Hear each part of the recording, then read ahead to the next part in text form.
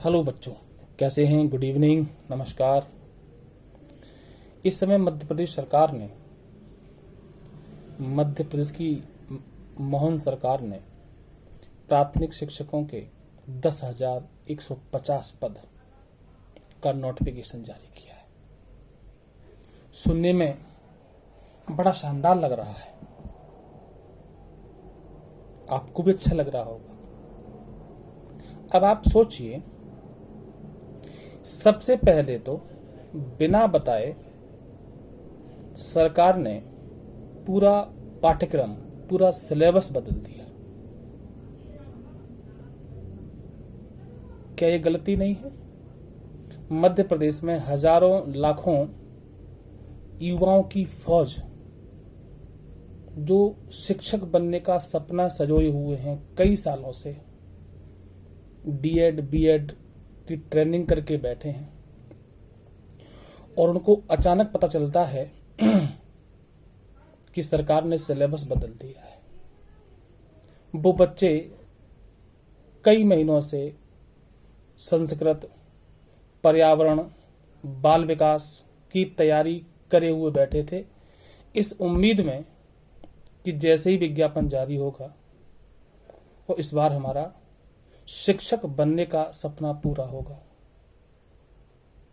लेकिन उन लाखों युवाओं की इच्छाओं पर एमपी सरकार ने तुषारपात कर दिया। पहली बात तो सिलेबस बदला। दूसरा, अभी जुलाई में इन्होंने विज्ञापन जारी किया। 18 जुलाई से फॉर्म भरना शुरू हो जाएगा। 1 अगस्त तक फॉर्म भरे जाएंगे और 31 तारीख से 31 अगस्त से परीक्षा शुरू हो जाएगी। अब मेरे प्यारे बच्चों, आप देखिए कि अभी फॉर्म भरने में समय निकलेगा बच्चों का, और 31 अगस्त से परीक्षाएं शुरू हो जाएगी। अब इस नए पाठ्यक्रम के अकॉर्डिंग बच्चा कैसे तैयारी करे? अगर सरकार को बच्चों को फेल ही करना था तो परीक्षा कराने का क्या मतलब था? मैं तो सरकार से यही जानना चाहता हूं। भाई, जब भी कोई परीक्षा आयोजित करी जाती है तो उसमें 2-3 महीने का समय तो बच्चों को मिलना चाहिए। हालांकि आप ये भी कह सकते हैं कि बच्चों को तैयारी पहले से करके रखनी चाहिए थी। अच्छा, कितने इसमें बच्चे होंगे जो तैयारी पहले से करे बैठे हैं, और करे भी बैठे होते तो आपने तो पूरा सिलेबस ही बदल दिया। ये तो बेटा बात हुई समस्याओं की। लेकिन इन समस्याओं का अपन कुछ कर तो सकते नहीं है। अपन चूंकि छात्र हैं और व्यवस्था के तहत रह के ही हमें सफलता प्राप्त करनी है, अपना भविष्य बनाना है।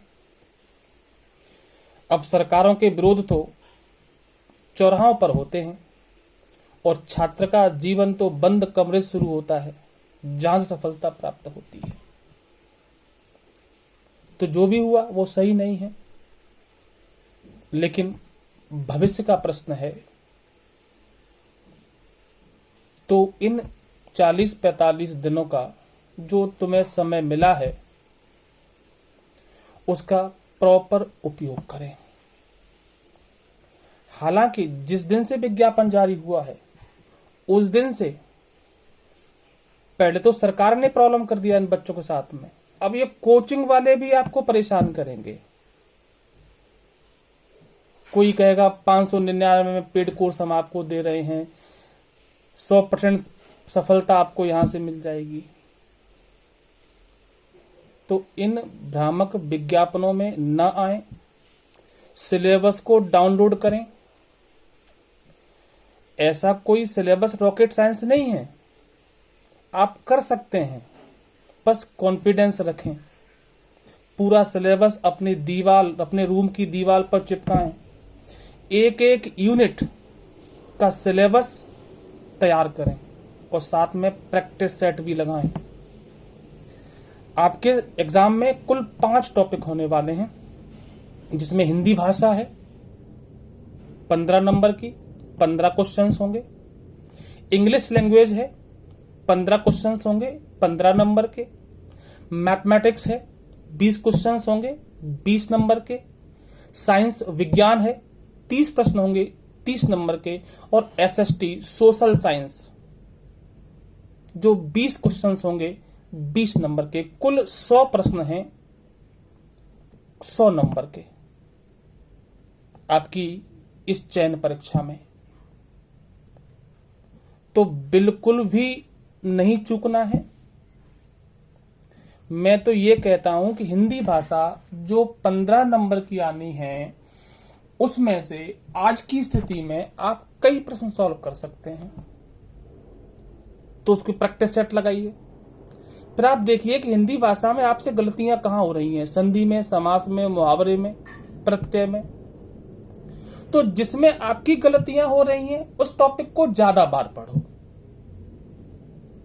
एक एक यूनिट लेके चलो।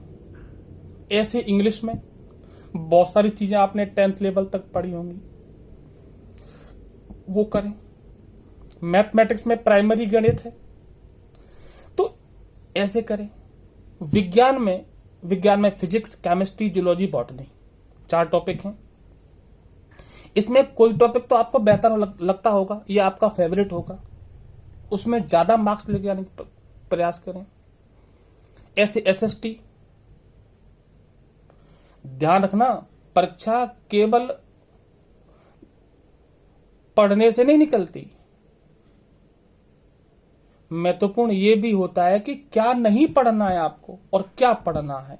नहीं पढ़ने के लिए बहुत है, पढ़ने के लिए बहुत कम है। तो मेरे प्यारे छात्रों, भ्रामक विज्ञापनों में न जाएं। सिलेबस को अपने सामने रखें, अपने रूम में दीवार पर चिपका दीजिए एक एक टॉपिक और अपने आप से पूछिए कि आज हमने कितनी तैयारी की, 10 नंबर की, 15 नंबर की, 20 नंबर की। इस तरह आप टारगेट अचीव करिए। 40 दिन बहुत हैं, तुम कुछ भी कर सकते हो। नर हो न निराश करो मन को, किस गौरव के तुम योग्य नहीं। आप बताइए कि ऑनलाइन एक वीडियो देखने में कितना समय निकल जाता है, मिलता क्या है उसमें आपको। 2 घंटे का आपने ऑनलाइन वीडियो देखा, उसमें क्या लिखा मिला आपको। और आप अनाड़ी तो आप हो नहीं हो, बिल्कुल फ्रेशर हो कि सीधे आ गए 12th करके एग्जाम देने के लिए। इतना तो आप मैच्योर हो गए हो कि परीक्षा में क्वेश्चंस किस तरह के आते हैं, सिलेबस क्या है और हमें उसको कैसे पढ़ना है। तो मेरे प्यारे बच्चों, अपने रूम के अंदर मैक्सिमम सेटिंग करिए। पहले चैप्टर पढ़ो, जैसे आपने फिजिक्स पढ़ा या केमिस्ट्री पढ़ा, जूलॉजी पढ़ा, उसमें डिटेल में दिया हुआ सिलेबस। एक यूनिट पढ़ो, उसका प्रैक्टिस सेट लगाओ। एक यूनिट पढ़ो, प्रैक्टिस सेट लगाओ। या ऐसा भी कर सकते हैं कि प्रैक्टिस सेट लगाओ, उसमें से आपके किस यूनिट में क्वेश्चंस कम बनते हैं उस यूनिट को 10 बार पढ़ लो। मैं यकीन दिलाता हूं कि आपके सारे क्वेश्चन बनने लगेंगे। एक बार प्रयास तो करो। देखो, कोचिंग का होता है समय, जब आपके पास समय ज्यादा हो तो आप अच्छा कोचिंग कर सकते हैं। अब तुम्हारे पास समय ही नहीं है कोचिंग करने का, जाने का समय, आने का समय। इसलिए मेरे प्यारे बच्चों, जो भी है उसमें बेहतर करने का प्रयास करो। सफलता आपके कदम चूमेगी, यकीन मानिए। मेरे साथ बात पढ़ के तो देखिए, यूनिट बाय पढ़िए और साथ में प्रैक्टिस सेट लगाइए। बाजार में सब कुछ मिल रहा है।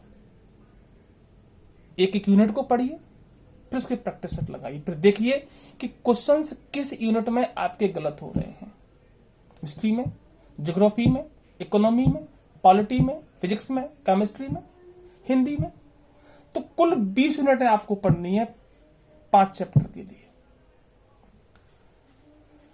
तो मेरे प्यारे बच्चों, जिद करो, सफलता प्राप्त करो, शिक्षक बनो और बदल दो देश का भविष्य। और ऐसा लगता है आपको कि एसएसटी में और साइंस में कहीं आपको कोई दिक्कत आ रही है, किसी प्रश्न को, किसी कंसेप्ट को लेकर, किसी अवधारणा को लेकर, तो आप कमेंट बॉक्स में डाल दीजिए। मैं आपको उसका आंसर प्रोवाइड करा दूंगा। कोई शुल्क नहीं है। ऐसे बच्चे जो जिद करते हैं उनका सहयोग करने में आनंद आता है। चलिए करिए प्रयास, आने वाला कल आपका हो। धन्यवाद। जय हिंद।